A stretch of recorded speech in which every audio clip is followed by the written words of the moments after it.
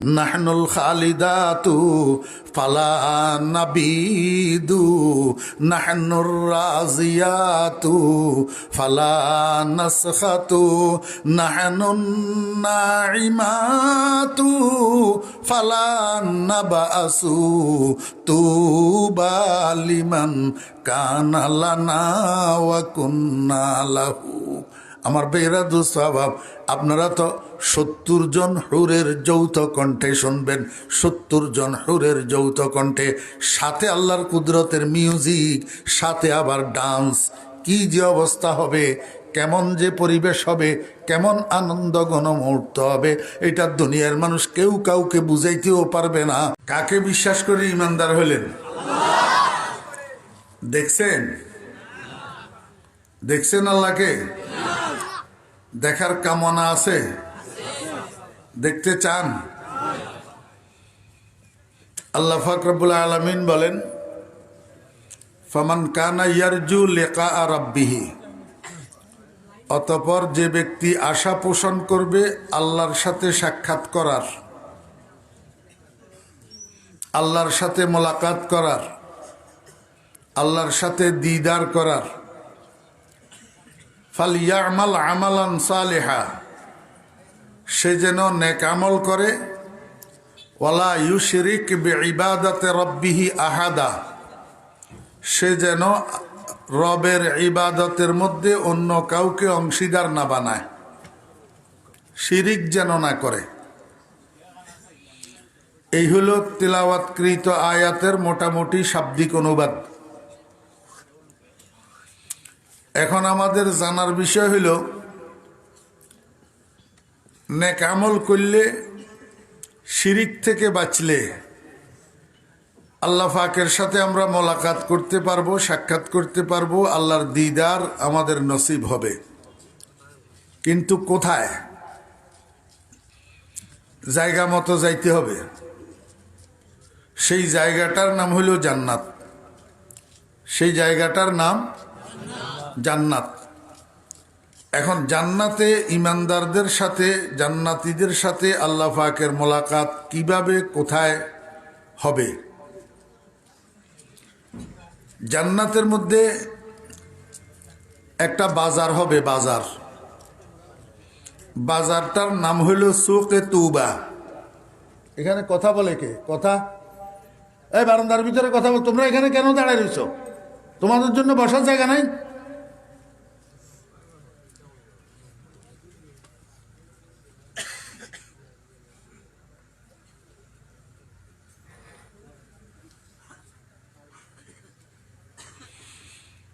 এই কারণেই তো কাজের ভিতরে বরকত নেই। সবগুলা কাজের খেলাধুলা বানাই বসছে। কত বড় বেয়াদব হইলে এখানে মাহফিল চলতেছে, এখানে দাঁড়াই দাঁড়াই কথা বলে।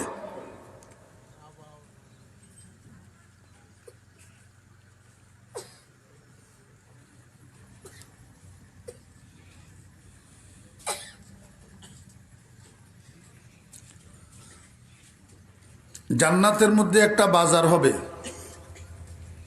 বাজারটার নাম সুকে তুবা। যারা সৌদি আরব গেছে, মিডল ইস্ট গেছে, ওনাদেরকে জিজ্ঞেস করেন, আরবি ভাষায় বাজারকে সুক বলে। সুক মানি বাজার। আর তুবা শব্দের অর্থ হলো আনন্দদায়ক। তুবা শব্দের অর্থ আনন্দদায়ক। তো সুকে তুবা অর্থাৎ আনন্দ বাজার, অর্থাৎ আনন্দ বাজার। পৃথিবীতেও বিভিন্ন জায়গায় আনন্দ বাজার নামে বাজার আছে, কিন্তু এগুলা আসলে আনন্দ বাজার না। নামের সাথে কামের মিল নেই। যেই বাজারে চোর ডাকাইতার পকেট মার থাকে, সেটা আনন্দ বাজার কেমনে হয়? যেই বাজারের দোকানদাররা মিথ্যাবাদী হয়, মানুষের ঠকায়, দিতেছে 1 কেজি, অন্য জায়গায় নিয়ে মাইপলে হয় 900 গ্রাম, এটা আনন্দ বাজার হইল নি? যেই বাজারের ব্যবসায়ীরা সিন্ডিকেট করিয়া মালের গুদামজাত করি, মার্কেটে মালের ভাও বাড়ায়, সর্বসাধারণ মানুষের রক্ত চষে। এই বাজার আবার আনন্দ বাজার কেমনে হয়? 1 ডজন কমলা কিনলে সেখানে 7টা পরে ফোঁসা, 2 আঙ্গুল দিয়ে ধরে লুকাইয়া ফোঁসা দিক নিচের দিকে দিয়া পোটলার ভিতরে ঢুকাই দে। বাড়িতে আনলে দেখা যায় 8টা ফোঁসা। এই বাজার কেমনে আনন্দ বাজার হয়? আবার খরিদ্দার যারা কাস্টমার, এদের মধ্যেও দোষ আছে। এরাও আবার দোকানদারের দোকানে বাকি করি, এবার চলচাতুরি করি, গলি পরিবর্তন করি হাঁটে, যাতে আস্তে আস্তে দোকানদারে ভুলে যায়। আর ভুলে গেলে সে মনে করে যে আমি বাঁচি গেলাম। আসলে কি বাঁচি গেল না? দিতে হবে। বেটা বেয়াকল, দুনিয়াতে টাকা দিয়া দিতেছ না, আখেরাতে সওয়াব দিয়া পরিশোধ করতে হবে। তো লাভ হইল কি? বাঁচি গেলি তুই। আস্তাগফিরুল্লাহ।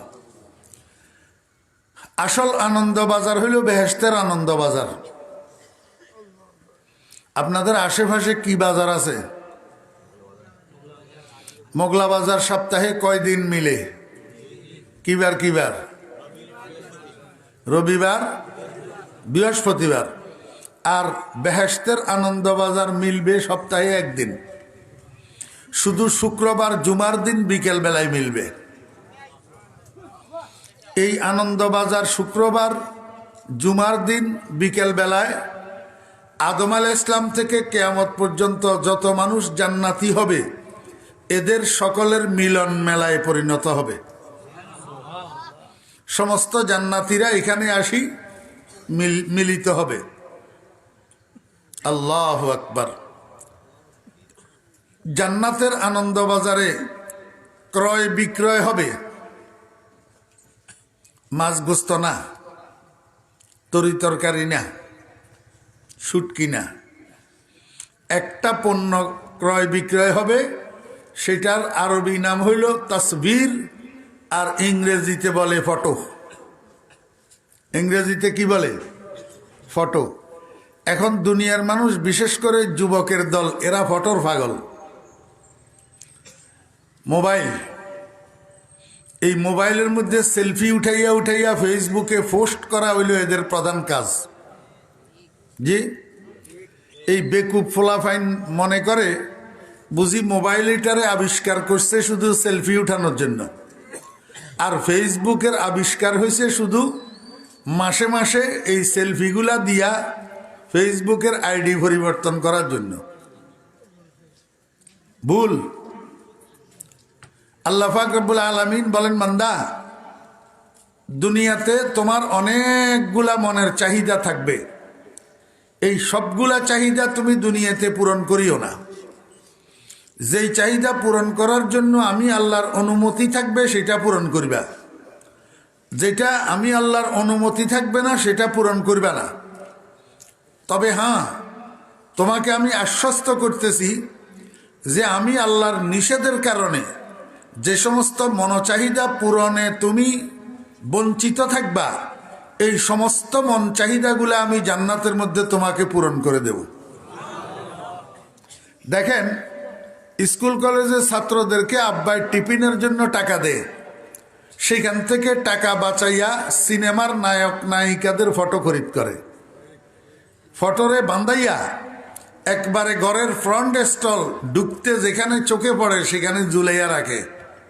কিরে বেটা, এই ছবি এগুলা যত সুন্দরই হোক, কিয়ামত পর্যন্ত তুই যদি কামনা করিস তো তোর কুশ্রী বিশ্রী চেহারাটা ফটোর মতো হবে। তাহলে কেন এগুলা ঝুলাইয়া রাখছস? কেন পয়সা নষ্ট করস? কেন ফটোর পূজা করস? আল্লাহ পাক রব্বুল আলামিন বলেন, বান্দা, দুনিয়াতে 2 প্রয়োজন ছাড়া ফটো উঠাইও না। কয় প্রয়োজন? 2 প্রয়োজন। একটা হলো রাষ্ট্রীয় প্রয়োজন, আর একটা হলো শরঈ প্রয়োজন।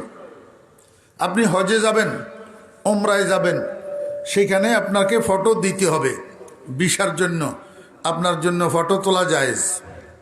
আপনি ন্যাশনাল আইডি কার্ড বানাবেন, সেখানে আপনাকে ফটো দিতে হবে, এই জন্য ফটো উঠানো আপনার জন্য জায়েজ। একটা রাষ্ট্রীয় প্রয়োজন আর একটা শরীয়তের প্রয়োজন। এই দুই প্রয়োজনের কোনো এক প্রয়োজন ছাড়া বিনা কারণে ফটো উঠানো হারাম।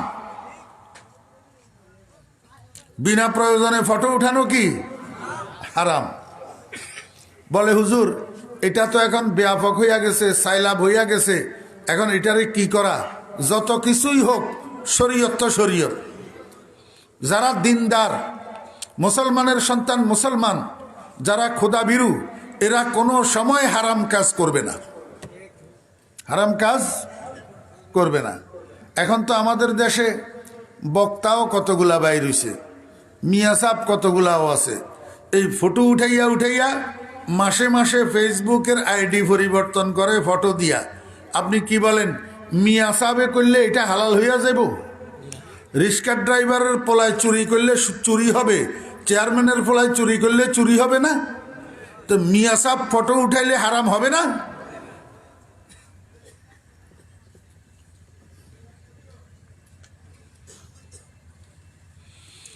আল্লাহ পাক আমাদেরকে হেফাজত করেন। আল্লাহর হাবিব জনাব রাসূলুল্লাহ সাল্লাল্লাহু আলাইহি ওয়াসাল্লাম ইরশাদ করেন, বেহেশতের তুবা বাজারে আল্লাহ পাকের ফেরেশতারা হাজার হাজার স্টল বসাবে। স্টল বুঝেন তো? ছোট্ট ছোট্ট অস্থায়ী দোকান, ছোট্ট ছোট্ট অস্থায়ী দোকান। এই স্টলগুলোতে লক্ষ লক্ষ ডিজাইনের ফটো পরিবেশিত হবে। জান্নাতি মানুষেরা এই স্টলগুলার একদিক থেকে অপর দিক পর্যন্ত ঘোরাঘুরি করবে আর ফটো দেখবে। দেখতে দেখতে একটা ফটো পছন্দ হবে, ওই ফটোটা খরিদ করে নিবে। ফেরেশতা দোকানদার ওই ফটোটা মূল্যের বিনিময়ে জান্নাতি মানুষের কাছে বিক্রি করবে। সাহাবায়ে কেরাম জিজ্ঞাসা করেন, ইয়া রাসূলুল্লাহ, আমরা যে জান্নাতের বাজারে ফটো খরিদ করব, সেখানে মূল্য কি দেব? আমাদের দিনার দিরহাম চলবে তো? আল্লাহর হাবিব জনাব রাসূলুল্লাহ সাল্লাল্লাহু আলাইহি ওয়াসাল্লাম বলেন, আমার সাহাবীগণ, এটা দৃশ্য জগৎ, জান্নাত অদৃশ্য জগৎ। দৃশ্য জগতের মুদ্রা অদৃশ্য জগতে চলে না, বরং তোমরা সেখানে ফটো খরিদ করবে আরেকটা মুদ্রা দিয়া। সেটা হলো দুনিয়াতে থাকাকালীন শুক্রবার জুমার দিন সকাল থেকে সন্ধ্যা পর্যন্ত যেসব নফল ইবাদত করতেছ, এই নফল ইবাদতের সওয়াবগুলাকে আল্লাহ পাক জান্নাতের বাজারে মুদ্রা বানাইয়া দিবেন, নোট বানাইয়া দিবেন। এই নোট দিয়া তোমরা তোমাদের পছন্দের ফটোটা খরিদ করতে পারবা। শুক্রবারের নফল ইবাদত কি জানেননি আমার ভাইয়েরা, দোস্ত আহবাব? বেনামাজি লইয়া তো কোনো কথাই নেই, কথা হইল নামাজি লইয়া।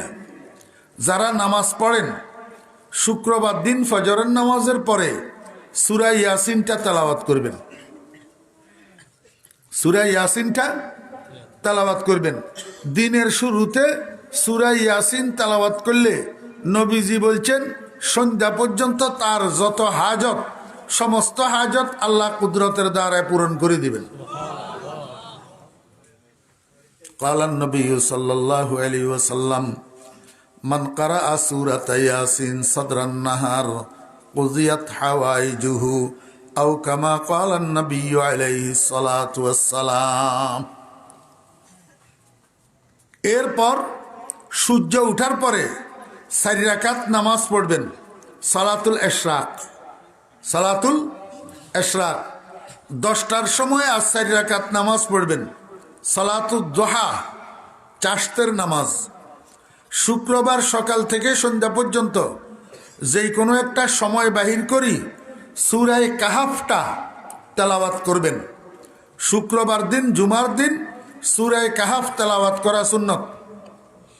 শুক্রবার সকাল থেকে সন্ধ্যা পর্যন্ত যেই কোনো একটা সময় বাহির করি আব্বা আম্মার কবরটা জিয়ারত করবেন। আব্বা আম্মার কবর কি করবেন? জিয়ারত করবেন।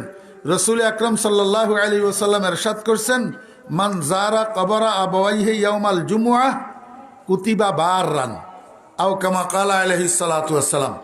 যেই সন্তান জুমার দিন মা বাপের কবর জিয়ারত করে আল্লাহ পাকের দপ্তরের মধ্যে নেক সন্তান হিসাবে লিপিবদ্ধ হয়। বিশেষ করে মুরব্বীগণ যারা আছেন, শুক্রবার দিন ছেলেরা আপনার আশেপাশে যারা আছে, লন্ডন গেছে এটারে আপনি কোথায় পাবেন, দুবাই থাকে সেটারে কোথায় পাবেন, ছেলে পেলে যেগুলা সাথে আছে পাশে আছে এদেরকে ডাকবেন, ডাকি বলবেন বাবারে চল তোদের দাদা দাদুর কবরটা জিয়ারত করি আসি। ছেলেদেরকে সাথে লইয়া আপনার মা বাপের কবর জিয়ারত করতে যাবেন। এটা তাদাই ইলান নফল না, এটা তাদাই লি তালিম। আপনি জীবিত থাকতে আপনার সন্তানদেরকে লইয়া যদি আপনার মাতা পিতার কবর জিয়ারত করেন, এখান থেকে আপনার সন্তানেরা শিখবে। আপনি মারা গেলেও তারা আপনার কবর জিয়ারত করার জন্য যাবে। আপনি যদি বৎসরে 6 মাসে আব্বা আম্মার কবর জিয়ারত করতে না যান, সন্তানেরা যদি না দেখে, তো আপনি মারা গেলে 10 বৎসরেও সন্তান আপনার কবরের কাছে যাবে না। কথা বুঝছেন না বুঝেননি? আমার ভাইয়েরা, দোস্ত আহবাব, শুক্রবার দিন সকাল থেকে সন্ধ্যা পর্যন্ত যদি পারেন 24,000 বার ইসমে জাতের জিকির করবেন। যদি না পারেন 12,000 বার করবেন। তাও যদি না পারেন মিনিমাম 6,000 বার আল্লাহ আল্লাহ আল্লাহ আল্লাহ আল্লাহ আল্লাহ আল্লাহ আল্লাহ আল্লাহ আল্লাহ আল্লাহ। এমনি 6,000 শুনতে বেশি লাগে, কিন্তু সময় বেশি লাগবে না। আমরা আমাদের অভিজ্ঞতার থেকে বলতেছি তো, হ্যাঁ, বেশি সময় লাগে না। 6,000 বার ইসমে জাতের জিকির করবেন। আল্লাহ পাকের জাতি নাম আল্লাহ, এই জাতি নাম এটার জিকির করা ইবাদত। আল্লাহ শব্দ এটা উচ্চারণ করা কি ইবাদত। আল্লাহু আকবার। শুক্রবার দিন সকাল থেকে সন্ধ্যা পর্যন্ত কমপক্ষে 500 বার দরুদ শরীফ পড়বেন। 500 বার কমপক্ষে। যদি একসাথে না পারেন 5 ওয়াক্ত নামাজের পরে 100 বার পড়বেন, তো 500 বার হয়ে যাবে। শুক্রবার জুমার দিন আসর থেকে মাগরিব পর্যন্ত সময়ের মধ্যে একটা মুহূর্ত এরকম থাকে, যেই মুহূর্তের মধ্যে দুনিয়ার যেই কোনো মানুষ আল্লাহর কাছে যা চায় তা দেয়, যেই কোনো দোয়া করে আল্লাহ কবুল করে। কালান নবী সাল্লাল্লাহু আলাইহি ওয়াসাল্লাম, ইন্না ফিল জুমআতি লাসাআতান লা ইউয়াফিকুহা আবদুন মুসলিমুন ইয়াসআলুল্লাহ ফিহা শাইআন ইল্লা আ'তাহুল্লাহু ইয়্যাহু। এই জন্য আমরা আমাদের মনীষীগণকে, আমাদের পূর্ব মনীষীদেরকে, আমাদের মুরব্বিয়ানে কেরামকে দেখছি শুক্রবার জুমার দিন আসর থেকে মাগরিব পর্যন্ত মসজিদ থেকে বাহির হইতেন না, মসজিদের কোনায় মোনাজাত ধরে বসে থাকতেন। যে সমস্ত মুরব্বীরা অবসর হয়ে গেছেন, এখন আপনাদের আর কোনো কাজ তো নাই, চার দোকানে বসে বসে গপ মারা ছাড়া আর ঘরে বসে বসে ওই মোবাইল টেলিভিশন এগুলা দেখা ছাড়া আর কোনো কাজ তো নাই। কোনো কাজ যখন নাই, শুক্রবার দিন জুমার দিন মসজিদ থেকে বাইর হবেন না, আসর থেকে মাগরিব পর্যন্ত মুনাজাত ধরে বসে থাকবেন। দুনিয়ার হাজত আখিরাতের হাজত সব আল্লাহর কাছে চাইবেন। ওই মুহূর্তের মধ্যে পড়ে গেলে আল্লাহর রহমতে সব কবুল হয়ে যাবে। আল্লাহর হাবিব জনাব রাসূলুল্লাহ সাল্লাল্লাহু আলাইহি ওয়াসাল্লামের ইরশাদ করেন, উম্মত শুক্রবার জুমার দিন যত নফল ইবাদত করছো, এই নফল ইবাদতের সওয়াবগুলাকে আল্লাহ পাক জান্নাতের বাজারে মুদ্রা বানাইয়া দিবেন। এই জন্য যুবকেরা, তরুণেরা যারা উপস্থিত হয়েছেন, আমি আপনাদেরকে একটা অনুরোধ করি, এই স্কুল কলেজে লেখাপড়া করেন তাতে কিছু আসে যায় না, জেনারেল লাইনে শিক্ষিত হয়েছেন তাতেও কিছু আসে যায় না, কিন্তু একটা জিনিস খেয়াল রাখতে হবে যে আমার জন্ম হরেশচন্দ্রের ঔরসে নয়, আমি দুধ পান করছি সীতারানীর নয়, আমার জন্ম আব্দুর রহমান আব্দুল করিম নামের একজন মুসলমান আব্বার ঔরসে, আমি দুধ পান করছি আমেনা বেগম ফাতেমা বেগম নামের একজন মায়ের দুধ। এই কথাটা আপনাকে বলি গেলে চলবে না। এই কথাটা যখন আপনার মনে থাকবে, তো শুক্রবার অফ ডে, আপনার ছুটির দিন, তাই বলিয়া আপনি সারাদিন ফ্রি ফায়ার আর পাবজি খেলাতে নিয়োজিত থাকবেন এমনটা নয়, তাই বলিয়া আপনি সারাদিন ইন্ডিয়ান ছায়াছবি দেখবেন এমনটা নয়। মুসলমানের সন্তান, শুক্রবার দিন গুনাহ করিয়েন না।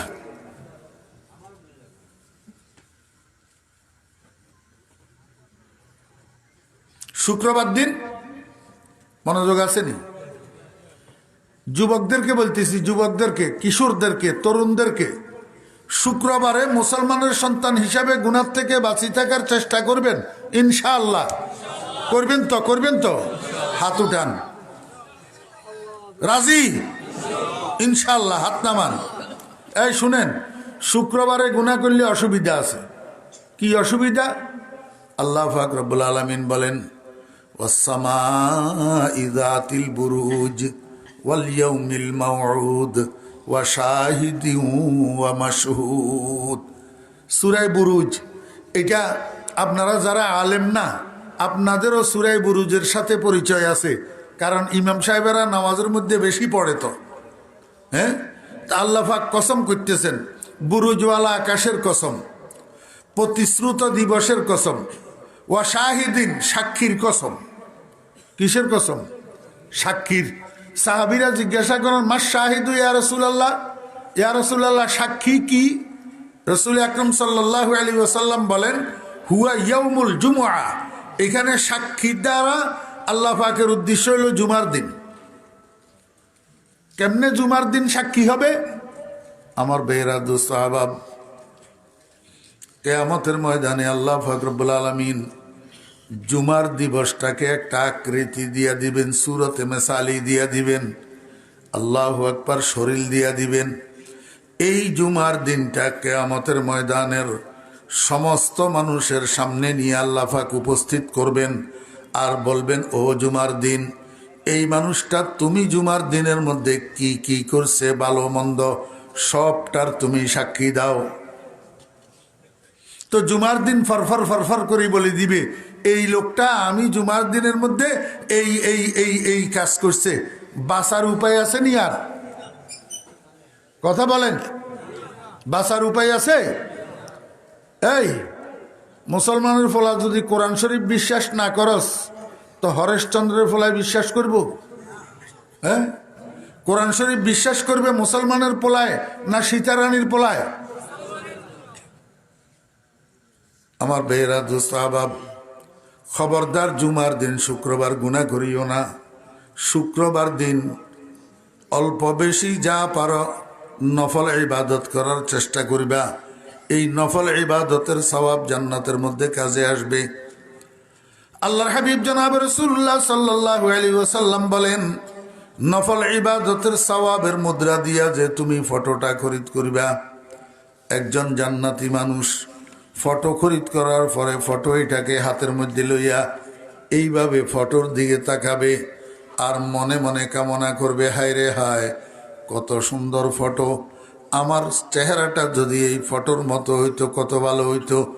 মুখে বলবে না, মনে মনে বলবে, মনে মনে।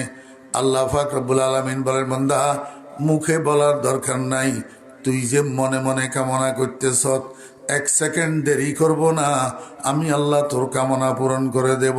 ওয়ালাকুম ফিহা মা তাশতাহি আনফুসুকুম।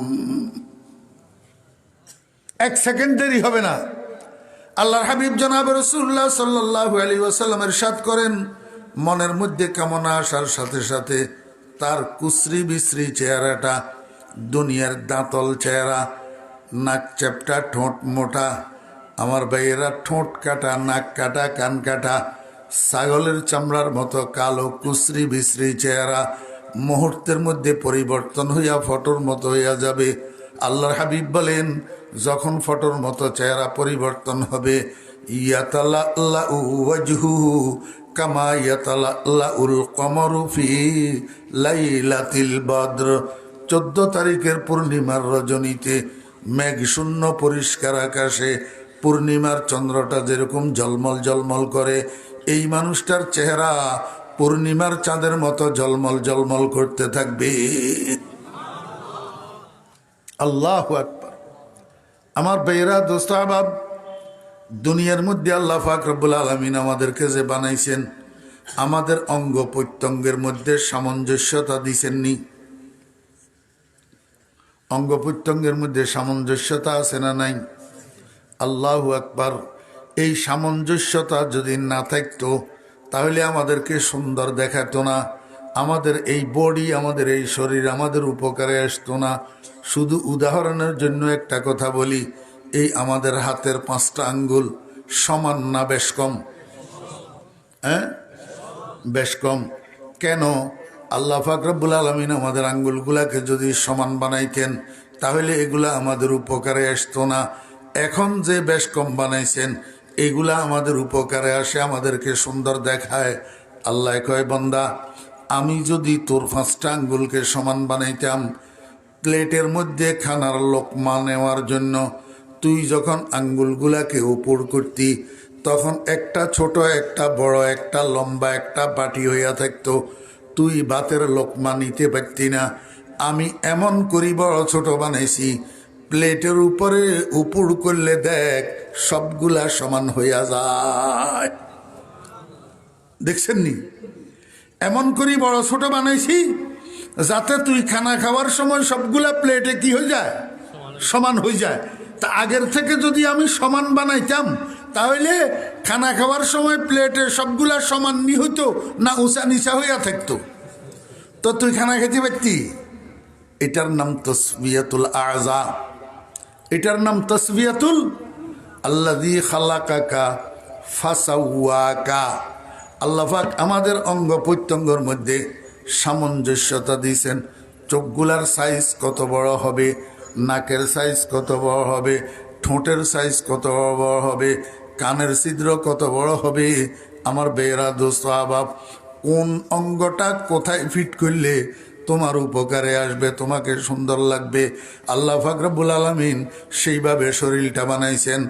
এখন বেহেশতের বাজারে ফটো খরিদ করি, ফটোর কারণে চেহারা পরিবর্তন হলো, চেহারা সুন্দর হইয়া গেল, তো বাকি অঙ্গ হাত পাও বুক পিঠ এগুলা কি দুনিয়ার মতো কালো থাকবে? আল্লাহর হাবিব জনাব রাসূলুল্লাহ সাল্লাল্লাহু আলাইহি ওয়াসাল্লাম বলেন, চেহারা পরিবর্তন হওয়ার সাথে সাথে গোটা শরীর পরিবর্তন হইয়া যাবে। আমার বেয়েরা, সমস্ত অঙ্গ প্রত্যঙ্গ থেকে 14 তারিখের চাঁদের কিরণের মতো কিরণ বিচ্ছুরিত হতে থাকবে। আল্লাহু আকবার। বিকেলবেলায় বাজারে আসার সময় ঘরের মধ্যে বউ রাখি আসছে 70 জন। কয়জন? বউ বুঝেননি? স্ত্রী আরই বিবি। আপনাদের এলাকায় বউ কয়নি আমি তো জানি না। হ্যাঁ, বিকেলবেলায় বাজারে আসার সময় আপনারা মোগলা বাজারে যাওয়ার সময় বউ ঘরে রাখি যাননি? জি, এই বেহেশতি মানুষেরা বিকেলবেলায় বাজারে যাওয়ার সময় 70 জন স্ত্রী ঘরের মধ্যে রেখে গেছে।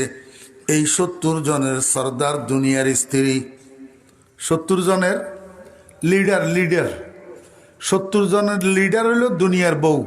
হে বেহেশতের ভিতরে এখানে লিডারই করবে। তো দুনিয়ার ভিতরে যেরকম ছেলের বউদের উপরে লিডারই করে না, আজকে এইটা রান্ধো, এইটা রান্ধো, এইটা রান্ধো, এমনি করো, এমনি করো। এই বউ, তোর শ্বশুরের চা দিয়ায়। দুনিয়ার মধ্যে শাশুড়িরা কয় না ছেলের বউদেরকে, জান্নাতের মধ্যে এই লিডারই করবে। তো অন্য বউদেরকে বলবে, এই বসের চা দিয়ায়, সেখানে সর্দারি করবে। তো আমার বেয়েরা দোস্ত আবাব, দুনিয়ার বউ বেহেশতের 69 জন বউয়ের উপরে সর্দারি করবে। কিন্তু কখন? যখন স্বামী স্ত্রী দুজন জান্নাতি হবে, তখন একজন জান্নাতে একজন জাহান্নামে। স্বামী জান্নাতে স্ত্রী জাহান্নামে, স্ত্রী জান্নাতে স্বামী জাহান্নামে। তাহলে তো আর সর্দারি করার সুযোগ নাই। বুঝছেন না বুঝেননি? এই জন্য আমার মা বোনেরা, পর্দার আড়াল থেকে যারা বয়ান শুনতেছেন, মেহরবানি করি এমনভাবে চলেন যাতে স্বামী স্ত্রী দুজন জান্নাতে যাইতে পারেন, আর আপনি আপনার স্বামীর 70 জন স্ত্রীর মধ্যে সর্দার হইতে পারেন। কিভাবে চলবেন? ক্বালান নবী সাল্লাল্লাহু আলাইহি ওয়াসাল্লাম, আইয়ুমা ইমরাআতিন সাল্লাত খামসাহা ওয়া সামাত শাহরাহা ওয়া আতাআত বা'লাহা ওয়া সানাত ফারজাহা ফালতাদখুল মিন আইয়ি আবওয়াবিল জান্নাতি শাআত। একটা মহিলা যখন 4টা কাজ করবে, 1 নম্বর কাজ 5 ওয়াক্ত নামাজ ওয়াক্ত মতো আদায় করবে। 2 নম্বর, রমজান মাসের রোজাগুলা ঠিকভাবে হক আদায় করে রাখবে। 3 নম্বর, স্বামীর কথা মানবে, স্বামীর হুকুম মানবে, স্বামীর সাথে বেয়াদবি করবে না, স্বামীর সাথে ঝগড়া করবে না, স্বামীর মাতা পিতার নাফরমানি করবে না, স্বামীর মাতা পিতাকে গালিগালাজ করবে না। ও বেয়েরা দোস্ত আবাব, স্বামীর হক আদায় করবে, স্বামীর খেদমত করবে। 4 নম্বর, আল্লাহু আকবার, নিজের যৌনাঙ্গের হেফাজত করবে, নিজের রূপ লাবণ্যের হেফাজত করবে। একমাত্র মাথার তালু থেকে পায়ের তালু পর্যন্ত স্ত্রীর সব কিছুর মালিক হইল স্বামী। স্বামীর সামনে ছাড়া আর কারো সামনে উন্মুক্ত করতে পারবে না, স্বামীর সামনে ছাড়া আর কারো সামনে প্রকাশ করতে পারবে না। স্বামীকে ছাড়া নিজের রূপ লাবণ্য উপভোগ করার জন্য অন্য কাউকে দিতে পারবে না।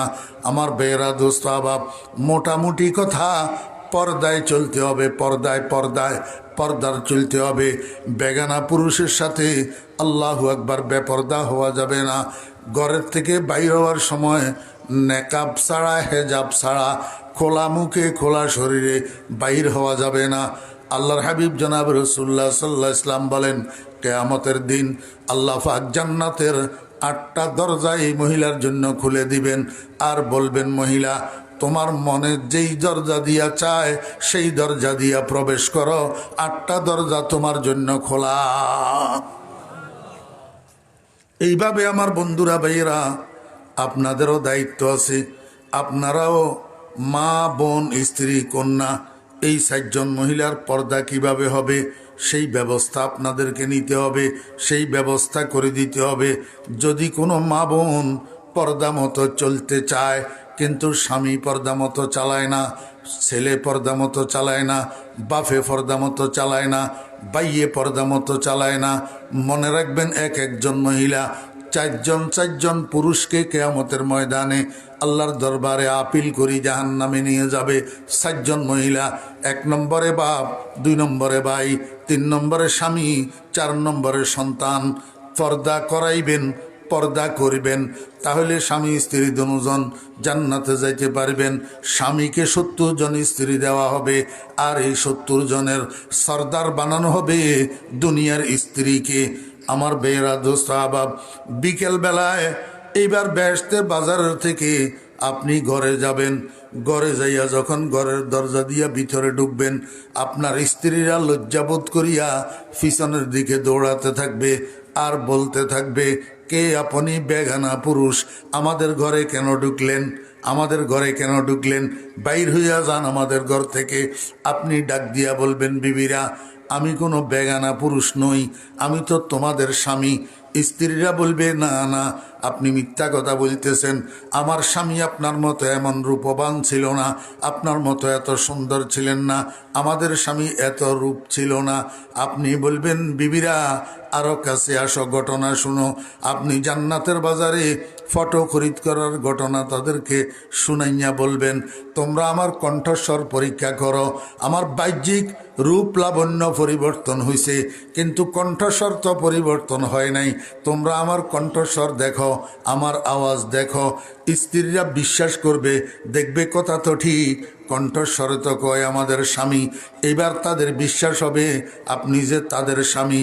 খুশিতে আত্মহারা হইয়া স্বামীকে লইয়া ঘর থেকে ঘরের বাইরে আসবে। ঘরের সামনে পার্ক বানানো থাকবে, আল্লাহু আকবার, ও বেয়েরা, উদ্যান বানানো থাকবে। এই পার্কের মধ্যে 70 জন স্ত্রী গোল হইয়া দাঁড়াবে, প্রত্যেকের পায়ে ঘুঙ্গুর ফরানো থাকবে। একে অপরের হাত ধরিয়া স্বামীকে মাঝখানে লইয়া চতুর্দিকে গোল হইয়া দাঁড়াবে। ঠিক এই মুহূর্তে তাদের কানে আসতে থাকবে, বাজতে থাকবে একটা মিউজিক্যাল সাউন্ড, একটা সুর। ও দোস্ত বাবেরা, দুনিয়ার সুর না এটা, এটা আল্লাহর কুদরতের সুর। যত রকমের বাদ্যযন্ত্র হইতে পারে সমস্ত বাদ্যযন্ত্রের যৌথ একটা মিউজিক্যাল সাউন্ড আল্লাহর কুদরতে বাইর হবে। কোথার থেকে বাইর হবে? জান্নাতের মধ্যে একটা গাছ হবে, এই গাছের নাম হবে শাজারায়ে তুবা। বাজারের নাম কথা কয় না, সুকে তুবা। একজন মানুষও নাই আরবি শব্দটা বলার মতো। বাজারের নাম সুকে তুবা, গাছের নাম সাজারায়ে তুবা, আরবি ভাষায় গাছকে সাজারাতুন বলে।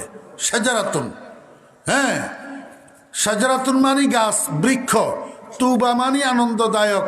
তো দোনোটারে একসাথ করলে আনন্দ বৃক্ষ, আনন্দ। আল্লাহর হাবিব জনাব রাসূলুল্লাহ সাল্লাল্লাহু আলাইহি ওয়াসাল্লাম বলেন, এটা কত বড় গাছ।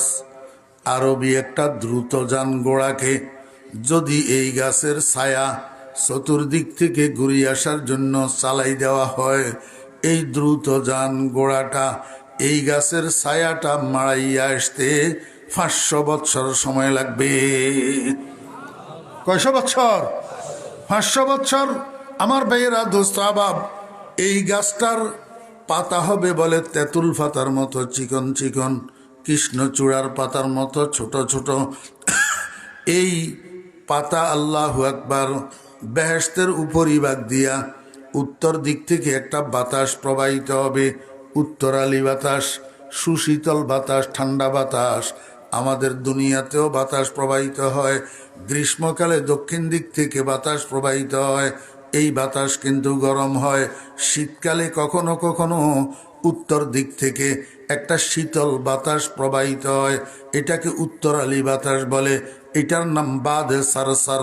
আমার বেরা দোস্ত আহবাব, আল্লাহর হাবিব জনাব রাসূলুল্লাহ সাল্লাল্লাহু আলাইহি ওয়াসাল্লামের ইরশাদ করেন, ওয়া তাহুব্বুর রিহু ফিহা মিনাশ শিমালি ইলাল জুনুব। বেহেশতের মধ্যে একটা বাতাস প্রবাহিত হবে উত্তর দিক থেকে দক্ষিণ দিকে। এই বাতাস যখন যাইয়া তুবা বৃক্ষের পাতার সঙ্গে লাগবে, বাতাসের ধাক্কায় তুবা বৃক্ষের পাতা একটার সাথে একটা বাড়ি খাইয়া সেখান থেকে আল্লাহর কুদরতে মিউজিক্যাল সাউন্ড নির্গত হবে উত্তরালি বাতাসে। এই সুর এইটারে ফিটাইয়া গোটা বেহেশতের মধ্যে সমানভাবে ছড়াইয়া দিবে। এই সুর এইটা যাইয়া ওই আপনার 70 জন স্ত্রী যারা গোল হইয়া আপনারে মাঝখানে লইয়া দাঁড়ানো আছে, তাদের কানে এই সুর ঢুকবে। এই সুর যখন তাদের কানে ঢুকবে, 70 জন স্ত্রী, 70 জন হুর সুরের তালে তালে আত্মহারা হইয়া থাকবে। আল্লাহু আকবার। দিক বিদিক জ্ঞান শূন্য হইয়া যাবে। দিক বিদিক জ্ঞান শূন্য হইয়া স্বামীকে খুশি করার জন্য চতুর্দিকে ঘুরিয়া ঘুরিয়া ডান্স দিতে থাকবে, নৃত্য পরিবেশন করতে থাকবে, নাচতে থাকবে। আল্লাহর হাবিব জনাব রাসূলুল্লাহ সাল্লাল্লাহু আলাইহি ওয়াসাল্লাম বলেন, উম্মত, শুধু সুর আর শুধু নাচে তোমার মন ভরবে না। অনুষ্ঠানটা কনসার্ট হবে না যতক্ষণ পর্যন্ত নাচের তালে তালে আর সুরের তালে তালে একটা গান পরিবেশন না হয়। হাবিবে খুদা জনাবে মুহাম্মদুর রাসূলুল্লাহ সাল্লাল্লাহু আলাইহি ওয়াসাল্লামের ইরশাদ করেন, নাচের তালে তালে আর সুরের তালে তালে তোমার 70 জন স্ত্রী শিল্পী হইয়া যৌথ কণ্ঠে একটা আরবি ভাষার গান পরিবেশন করবে। উম্মত, গানটাও আমার থেকে শুনে নাও। নাহনুল খালিদাতু ফালা নাবিদু, নাহনুর রাজিয়াতু ফালা নাসখাতু, নাহনুন নাইমাতু ফালা নাবাসু, তুবা লিমান কানা লানা ওয়া কুন্না লাহু। আমার বেরা দুস্তাবাব, অক্টোবরের 1 তারিখ থেকে আমার মাহফিল শুরু হয়েছে। আজকে জানুয়ারির 2 তারিখ। অক্টোবর, নভেম্বর, ডিসেম্বর, একদিনও খালি নাই, একদিনও গ্যাপ নাই। ডেলি 2টা-3টা পর্যন্ত আছে। এই 3 মাস 2 দিন একটানা মাইকের মধ্যে চিল্লাইতে আছি। আমার গলার ফাটা বাঁশের মতো হইয়া রইছে। তাছাড়া এটা দুনিয়ার কণ্ঠ। আমি আপনাদেরকে এই ফোঁসা কণ্ঠে শুনাইলাম। ও দোস্ত আহবাবেরা, ওলামায়ে কেরামকে জিজ্ঞেস করেন না কিতাবের মধ্যে আছে না নাই। মেশকাত শরীফ 2য় খণ্ড, বাবু সিফাতিল জান্নাহ ওয়া আহলিহা, আল্লাহর হাবিবের জবান থেকে এই গান বাইর হইছে না হয় নাই। নাহনুল খালিদাতু ফালা নাবিদু, নাহনুর রাজিয়াতু ফালা নাসখাতু, নাহনুন নাইমাতু ফালা নাবাসু, তুবা লিমান কানা লানা ওয়া কুন্না লাহু। আমার বেহরাদু সাহাব, আপনারা তো 70 জন হুরের যৌথ কণ্ঠে শুনবেন, 70 জন হুরের যৌথ কণ্ঠে, সাথে আল্লাহর কুদরতের মিউজিক, সাথে আবার ডান্স। কি যে অবস্থা হবে, কেমন যে পরিবেশ হবে, কেমন আনন্দ ঘনমুহূর্ত হবে, এটা দুনিয়ার মানুষ কেউ কাউকে বুঝাইতেও পারবে না, কেউ কল্পনাও করতে পারবে না। ওয়ালা খাতার আলা কলবে বাশার। আমার বেইরা দুস্তাবাব, নাচের তালে তালে, গানের তালে তালে, সুরের তালে তালে সমস্ত জান্নাতি মানুষের আত্মহারা হইয়া থাকবে, দিক বিদিক জ্ঞান শূন্য হইয়া থাকবে। ডাইনে কি, বামে কি, সামনে কি, পিছে কি, কিচ্ছু বলতে পারবে না, এমনভাবে মতোয়ারা হইয়া থাকবে। ঠিক এই সময়ের মধ্যে উপরের দিক থেকে একটা আওয়াজ আসবে, সালামুন আলাইকুম ইয়া ইবাদি। আল্লাহু আকবার। বুঝছেন এটা কার সালাম? বুঝছেন না বুঝেন নাই? কথা কয় না। কার সালাম এটা? সালামুন আলাইকুম ইয়া ইবাদি। আমার বেইরা দুস্তাবাব, রব্বুল আলামিনের সালাম। এই সালামের আওয়াজে জান্নাতি মানুষেরা সম্বিত ফিরে পাবে, এই সালামের আওয়াজে দিক দিক দিশা ফিরে পাবে, সবাই উপরের দিকে তাকাবে। কিরে, রব্বুল আলামিনের সালামে না, উপরের দিকে তাকাবে, কিন্তু রব্বুল আলামিনকে দেখা যায় না।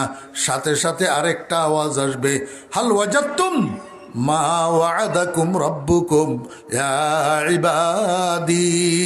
হে আমার বান্দাগণ, দুনিয়ার মধ্যে তোমাদের রব যত নাজ নেয়ামতের তোমাদেরকে প্রতিশ্রুতি দিয়েছিল, ওয়াদা দিয়েছিল, কোরআনের মাধ্যমে, রসুলের মাধ্যমে, ওলামায়ে কেরামের কাছে তোমরা শুনছিলা, সমস্ত ওয়াদাগুলা পরিপূর্ণ পাইলা কিনা? এবার জান্নাতি মানুষেরা দুই ভাগ হইয়া যাবে। এক ভাগ বলবে, ওয়াজাদনা ইয়া রব্বানা মা ওয়া'আদতানা। হে আমাদের প্রভু, যত ওয়াদা তুমি করছো সমস্ত ওয়াদা পরিপূর্ণ পাইয়াছি। কিন্তু আরেক দল জান্নাতি, এই পাগলের দল বলবে, মিথ্যা কথা রব্বুল আলামিন, তোমার ওয়াদা এখনো পূরণ হয় নাই। আল্লাহ পাক রব্বুল আলামিন বলবেন, কিরে পাগলের দল, ফানির নহর, মধুর নহর, দুধের নহর, শরাবের নহর, দালান কোটা, অট্টালিকা, উর্গেলমান, এত কিছু দিলাম, তারপরেও আমার ওয়াদা কেন পূরণ হইল না? আর কি বাকি রইল?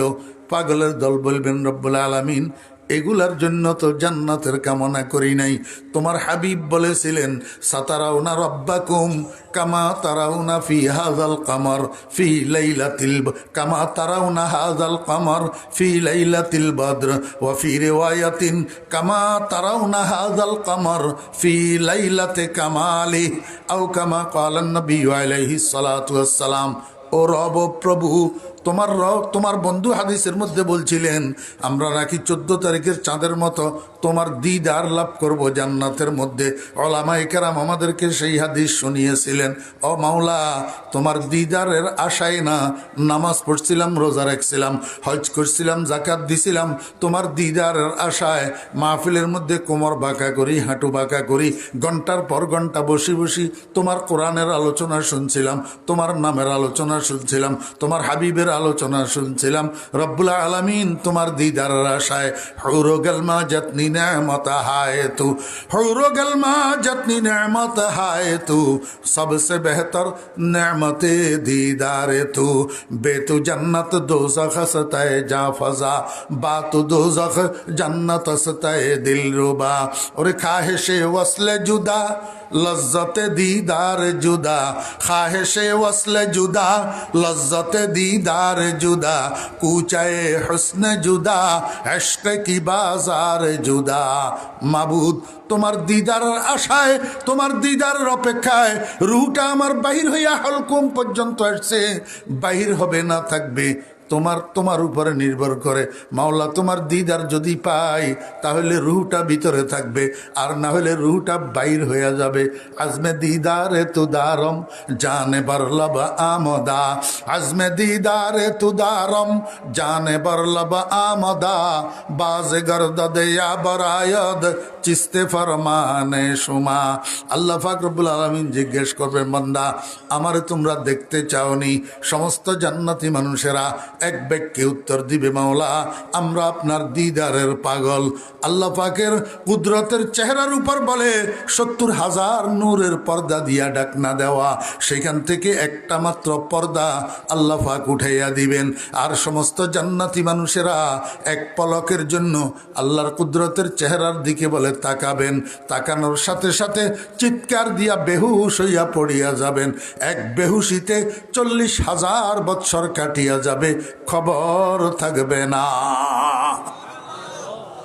বরফ তাজুল হজ্জতে দিদার সাজহুশ, বরফ তাজুল হজ্জতে দিদার সাজহুশ, শরাবে বেখুদি জাদা আজ দিলস জোশ। 40,000 বৎসর পরে যখন হুশের মধ্যে আসবে, রব্বুল আলামিন জিজ্ঞেস করবে, বান্দা বেহুশ হইলা কেন? বান্দারা উত্তর দিবে, মাওলা তোমার নূরের তাজাল্লি বরদাস্ত করতে পারি নাই। আল্লাহ পাক বলবেন, বান্দা ঠিক বলছ, আমার 2 প্রকারের নূর, একটা নূরে জালালি আর একটা নূরে জামালি। একটা প্রকাশ করছি সূর্যের মাধ্যমে, আর একটা প্রকাশ করছি চন্দ্রের মাধ্যমে। 14 তারিখের রজনীতে চন্দ্রের দিকে সারা রাত তাকাইয়া থাকলে তোমার দৃষ্টির কোনো অসুবিধা হইতো না, কিন্তু দিনের 12টার সময় সূর্যের দিকে এক পলকও তো তুমি তাকাইতে পারো না। সূর্যের দেহটা তুমি এক পলকের জন্য দেখতে পারো না, কারণ সূর্যের নূরটা নূরে জালালি, এটা কড়া নূর। এই নূর দিয়া আমি সাক্ষাৎকার দিয়েছিলাম আমার কলিম মূসাকে তুর পাহাড়ে। আমার কলিমও তো আমার নূরের তাজাল্লি বরদাস্ত করতে পারে নাই, বেহুশ হইয়া পড়িয়া গেছে। তোমাদেরকেও এখন আমি আমার নূরের জালালি দিয়া সাক্ষাৎকার দিছি, বরদাস্ত করতে পারো নাই, বেহুশ হইয়া গেছ। চলো বান্দা, এবার তোমাদেরকে এক জায়গায় নিয়ে যাব, সেখানে নিয়ে আমার নূরে জামালির দ্বারা তোমাদেরকে সাক্ষাৎকার দেব। মন ভরিয়া আমার দিকে তাকাইয়া থাকবা, আমার দিদার লাভ করবা, বান্দা আর বেহুশ হওয়া লাগবে না। আল্লাহ পাক আমাদেরকে বুঝার এবং আমল করার তৌফিক দান করেন। এখন নূরে জামালির দ্বারা যে আল্লাহ পাক সাক্ষাৎকার দিবেন, সেটা আরেকটা পর্ব। এটা যদি এখন আমি শুরু করি তাহলে আরও 1 ঘন্টা সময় লাগবে। অলরেডি 11:30 বাজছে। কথাটারে আমি একটু ফিনিশিং দিই। এখন আপনারা আমাকে বলেন, আল্লাহ পাকের দিদার আপনারা চান কিনা? আল্লাহ পাকের মোলাকাতের কামনা করেন কিনা? ফামান কানা ইয়ারজু লিকা রাব্বিহি, ফামান কানা ইয়ারজু লিকা রাব্বিহি। হাত তো সবাই উঠাইছেন, কিন্তু কথা আছে। আল্লাহ কয়, বান্দা যে ব্যক্তি আশা পোষণ করবে, অন্তরে কামনা করবে আমার সাথে সাক্ষাৎ করার, আমার দিদার লাভ করার, তার 2টা কাজ, একটা করণীয় আর একটা বর্জনীয়। করণীয় কাজ কি? ফালিয়ামাল আমালান সালেহা, সে যেন নেক আমল করে।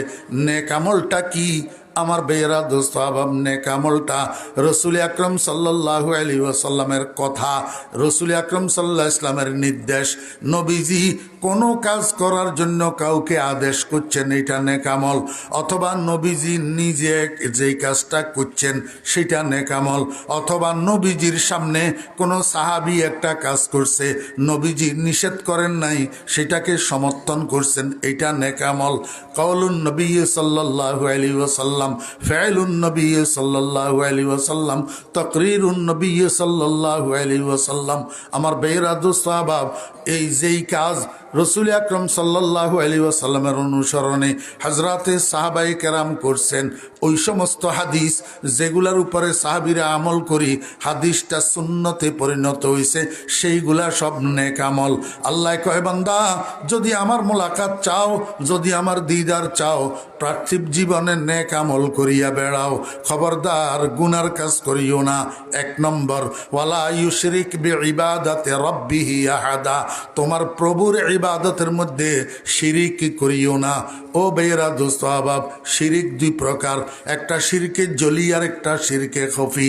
শিরকে জলি হইল আল্লাহু আকবার স্পষ্ট শিরিক, কোন জিন্দা পীরের কদমে সিজদা লাগানো, কোন মুর্দা পীরের কবরে সিজদা লাগানো, এটা হইল শিরকে জলি। খবরদার খবরদার, কোন জিন্দা পীরের কদমে সিজদা দেওয়া যাবে না, কোন মুর্দা পীরের কবরে সিজদা দেওয়া যাবে না, এটা শিরকে জলি।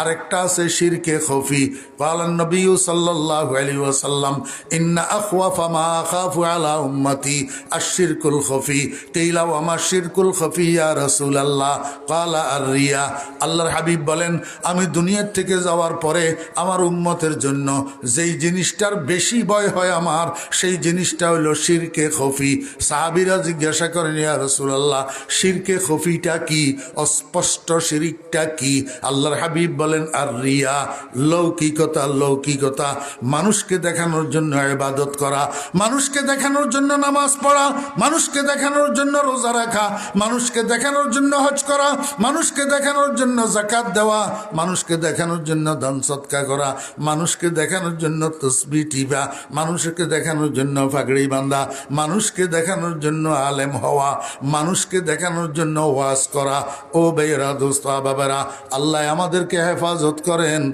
আল্লাহ আমাদেরকে হেফাজত করেন। যেই ইবাদত মানুষকে দেখানোর জন্য, মানুষকে খুশি করার জন্য, মানুষের বাহবা কুড়ানোর জন্য হয়, সেই ইবাদত কিয়ামতের ময়দানে মুখের উপরে মারা হবে। এটা শিরিক। শিরিক। এই জন্য ছোট বড় অল্প বেশি যাই করি, নিয়তকে খাঁটি করি করব, কাকে খুশি করার জন্য। ইন্না সালাতি ওয়া নুসুকি ওয়া মাহইয়ায়া ওয়া মামাতি লিল্লাহি রাব্বিল আলামিন।